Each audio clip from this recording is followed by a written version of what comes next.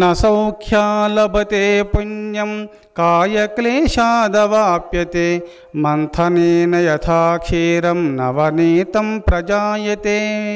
న సౌఖ్యాలభతే పుణ్యం కాయక్లేశాదవాప్యతే మంథనేన యథా క్షీరం నవనీతం ప్రజాయతే.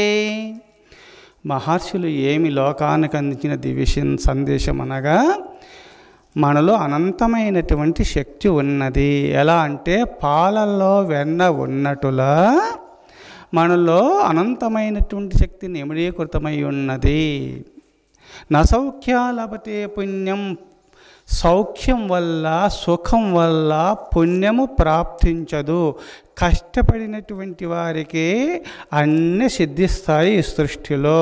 నేను సుఖంగా కూర్చుంటాను, అన్నీ నన్నే వరించి రావాలి సుఖాలంటే, సుఖం ఉన్నటువంటి వారికి దుఃఖాలు తప్పయి. సుఖాన్ని ఎంతవరకు కాంక్షిస్తూ ఉంటారో అంతవరకు దుఃఖాలు ఎంటాడుతూ ఉంటాయి ప్రతి మానవుణ్ణి. ఎంతవరకు సుఖాలను మీరు కాంక్షించకుండా శ్రమిస్తూ కష్టపడుతూ కష్టాలను లెక్క చేయకుండా ముందుకు సాగుతూ ఉంటారో అప్పుడు సుఖాలు ఎంటాడుతూ ఉంటాయి మానవుణ్ణి. అందుకోసమే నసౌఖ్యాలభతే పుణ్యం, సౌఖ్యాదుల వల్ల సుఖాలు ఎంతవరకు మీరు కాంక్షిస్తారో అంతవరకు మీకు పుణ్యము ప్రాప్తించదు. నసౌఖ్యాలభతే పుణ్యం కాయక్లేశాదవాప్యతే మథనేన యథా క్షీరాన్నవనీతం ప్రజాయతే. పాలల్లో వెన్న ఉంది, అది వెంటనే రావాలంటే వస్తుందా? పాలల్లో వెన్న ఉంది, అది రావంటే రాదు. ఆ పాలను కాంచాలా, కొంచెం చల్లబడ్డ తర్వాత తోడు వేయాలా, పెరుగు అయిన తర్వాత కొంచెం ఓపికతో ఉండాలి. వేయగానే పెరుగు కాదు కదా, ఓపిక ఉండాలా. కొంచెము మరో రోజు కల్లా పెరుగు అవుతుంది. ఆ పెరుగు అయిన తర్వాత ఆ పెరుగును చిలికిన తర్వాత వెన్న నవనీతం వస్తుంది సుమా. ఎప్పుడు వెన్న వచ్చిందో దాన్ని కరిగించిన తర్వాత అప్పుడు నెయ్యి అవుతుంది. ఆ నెయ్యి కదా జ్యోతికి ప్రజ్వలింపచేయటానికి ఆధారం అవుతున్నది సుమా. అట్నీ ఆ వెన్న ఉంది, ఆ వెన్న మీకు ప్రాప్తించాలంటే, పాలల్లో వెన్న ఉంది, ఆ వెన్న మీకు ప్రాప్తించాలంటే ఆ పాలను కాంచి తోడేసి పెరుగు అయిన తర్వాత చిలికిన తర్వాత వెన్న మీకు ఎలా ప్రాప్తిస్తున్నదో అట్నే మీలో శక్తి ఉన్నది. శ్రమించినందువల్లనే అనంతమైనటువంటి శక్తి మీకు ప్రాప్తిస్తుంది. మర్దనాదిక్షుదండానాం రసో యద్వత్ ప్రజాయతే తద్వశ్చరీరదండేన మహాధర్మ ప్రజాయతే. చెరుకు గడలు యందు రసం ఉన్నప్పటికైనా గానుగల వేసి త్రిప్పినందువల్ల రసం ఎలా నీకు ప్రాప్తిస్తూ ఉన్నదో అట్నే మర్దనాదిక్షుదండానాం రసో యద్వత్ ప్రజాయతే తద్వశ్చరీరదండేన మహాధర్మ ప్రజాయతే. ఈ శరీరం అనే దండంలో, ఈ శరీరంలో శక్తి ఉంది అనగా శ్రమించినందువల్ల, కష్టపడినందువల్ల, ధర్మాచరణ వల్ల అనంతమైనటువంటి పుణ్యము నీలో ఉద్భవిస్తుంది.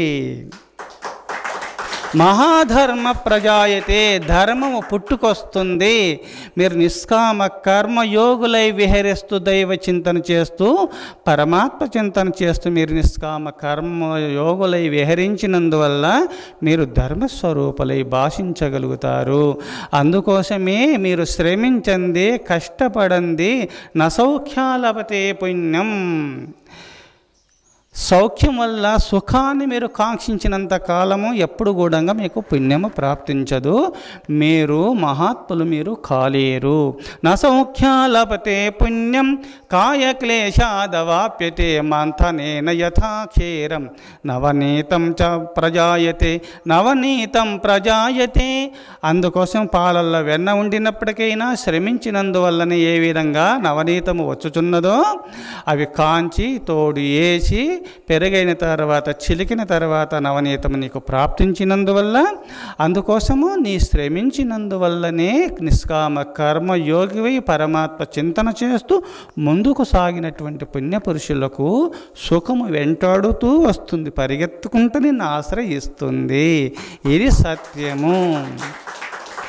అందుకోసమే ఇక్కడ నీకు ప్రాప్తిస్తుందంటే పరమాత్మ చింతన చేస్తూ నేను ముక్తాత్ముని కావాలి అనుకున్న వాళ్ళు నీకు మోక్షము ప్రాప్తిస్తుంది. కానీ ఈ సంపదలు పరమాత్మను మర్చిపోయి అయినా సరే భావ్య సంపదలలో మునిగి భావ్య సంపదలు కావాలని పరితపిస్తున్నటువంటి వారికి భావ్య సంపదలు మిమ్మల్ని వెంటాడుతాయి. శ్రమిస్తున్నటువంటి కష్టజీవులకు అంటే ధర్మాచరణ కలిగి కష్టించండి. అధర్మ మార్గంలో పోతూ మీరు పరప్రాణులను పీడిస్తూ అధర్మ మార్గంలో పోతే ఎంతకాలము శ్రమించినా సరే అది బూడిదలో పోసిన పన్నీరు అవుతుంది. ధర్మాచరణ కలిగి మీరు శ్రమిస్తే అది తరతరాల వరకు ఆ సంపద మీ ఎంట ఆడుతుంది, మీ ఇంట్లో నిలుస్తుంది. అధర్మ మార్గంలో పోతూ ఎంతకాలం సిరి సంపదలు మీరు సంపాదించినా ఆ సంపదలు జొన్న వరి వేస్తున్నావు, జొన్న వేస్తున్నావు, వరి వేస్తున్నావు, సజ్జ చేనులు ఇంకా తాయితలు అనగా రాగులు మున్నగు పంటలు వేసినప్పుడు 4 నెలల్లో పంట నీ చేతికొచ్చి ఆ పంట రూపునామాలు లేకుంటే ఎలా చెడిపోచున్నదో అట్నే అధర్మ మార్గంలో సంపాదించిన సంపదలన్నీ కూడా అప్పుడే నీకు ప్రాప్తిస్తాయి, తదనంతరము రూపునామములు లేకుండా పోతాయి. అవి సత్యములు. ధర్మ మార్గంలో పయనిస్తూ ఆర్జించిన సంపద ఎలాంటిదంటే మామిడి చెట్టు, పనస చెట్టు, చింత చెట్టు లాంటివి. అవి పెట్టినప్పుడే అవి పెరగవి, పుష్పించవు, అవి ఫలాదులను కాయలు కాసి ఫలాదులను ఇవ్వయి. కొంతకాలం శ్రమించవలసిన అవసరం ఉంటుంది. పెద్ద చెట్లకు అవి పెట్టినందువల్ల పెద్దగయ్యి తరతరాల వరకు ఫలాదులను ఇస్తున్నాయి. ధర్మ మార్గంలో పయనిస్తూ ఆర్జించిన సంపదలు తరతరాల వరకు పిల్లలకు పాపలకు తరతరాల వరకు ఆశ్రయించి ఉంటాయి ధర్మ సంపద. అధర్మ సంపద అప్పుడే నీకు ప్రాప్తిస్తుంది, అప్పుడే రూపునామాలు లేకుండా పోతుంది. అందుకోసమే ధర్మ మార్గంలో పయనిస్తూ ధర్మాచరణ కలిగి ఆర్జించిన సంపద అది అంబలైనా సరే అమృతంతో సమానము. అధర్మ మార్గంలో పయనిస్తూ ఆర్జించిన సంపద అది అమృతమైన అంబలితో సమానము. ధర్మార్జన సంపాదన అంబలి త్రాగిన అమృతమే. అధర్మము సంపద అది అమృతంతో దాయకంగా షడ్రసోపేతమైన ఆహారాలు ఉండినప్పటికైనా అంబలితో విషముతో సమానమవి. అది ఆరోగ్యం క్షీణింప చేస్తుంది, తరతరాలు వంశాలను నాశనం చేస్తుంటాయి. కావున ఇక్కడ శాస్త్రముల యందు మీరు శ్రమించండి, కష్టించండి, ధర్మాచరణ కలిగి దైవ చింతన చేస్తూ మీరు ముందుకు సాగుతుంటే ధర్మో రక్షతి రక్షిత. ఎవరి ధర్మము వాళ్ళను రక్షిస్తుంది, ఎవరి అధర్మం వాళ్ళను భక్షిస్తుంది. ధర్మము మీకు ఎప్పుడూ తోడు నీడగా ఉంటుంది. కావున మీరు ధర్మాన్ని ఆచరిస్తూ దైవ చింతన చేస్తూ నిష్కామ కర్మయోగులై విహరించినందువల్ల సమస్త సంపదలు మిమ్మల్ని వెంటాడుతూ వస్తాయి.